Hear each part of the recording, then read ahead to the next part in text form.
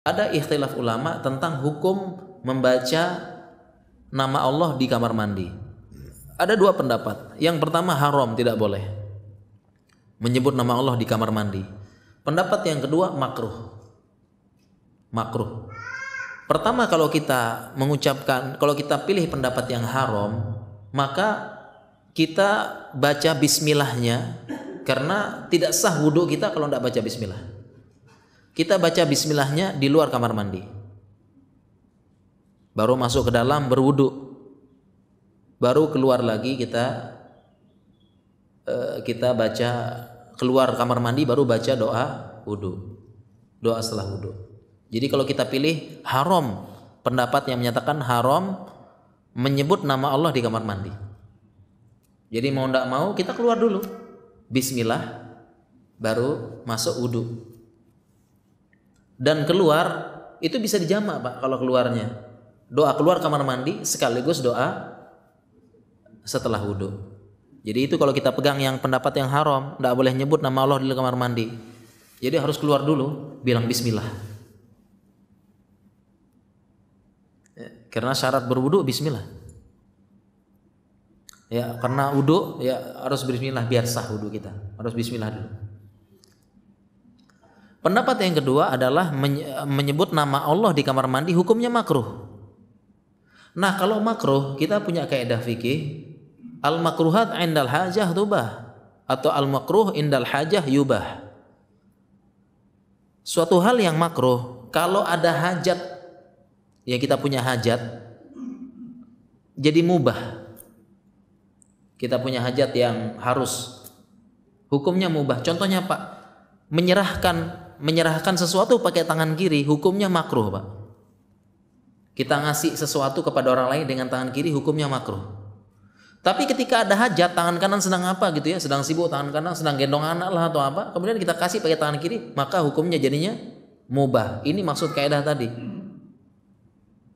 Makruh inda hajah yubah. Makruh kalau ada hajat, mubah hukumnya.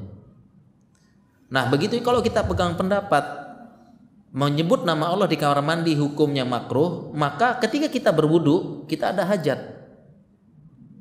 maka hukumnya boleh kita menyebut bismillah saat itu. Bismillah berwudu di kamar mandi.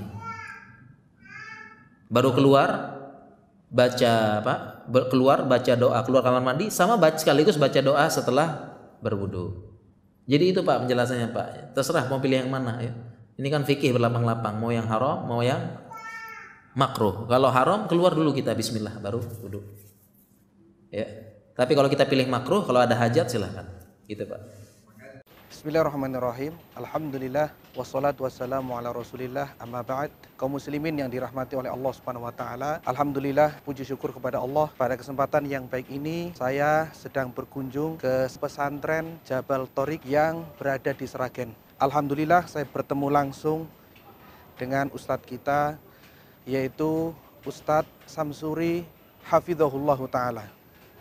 Yang saya lihat dan saya saksikan secara langsung progres program yang ada di pesantren, baik itu program santrinya, sangat begitu baik dan cukup maksimal. Mudah-mudahan apa yang sudah diberikan support dan dukungannya oleh umat Islam bisa memberikan pahala yang terbaik di sisi Allah Subhanahu wa taala. Kemudian yang berikutnya, untuk mengembangkan beberapa fasilitas yang ada, maka masih ada yang perlu kita tetap ikut andil di dalamnya. Kita ikut mensupport untuk memberikan dukungan kepada dakwah Islam, terutama kepada anak-anak kita, untuk generasi kita yang akan datang. Mudah-mudahan Allah Subhanahu wa taala memberikan kemudahan kepada kita untuk bersumbangsih, untuk memberikan support dan andilnya.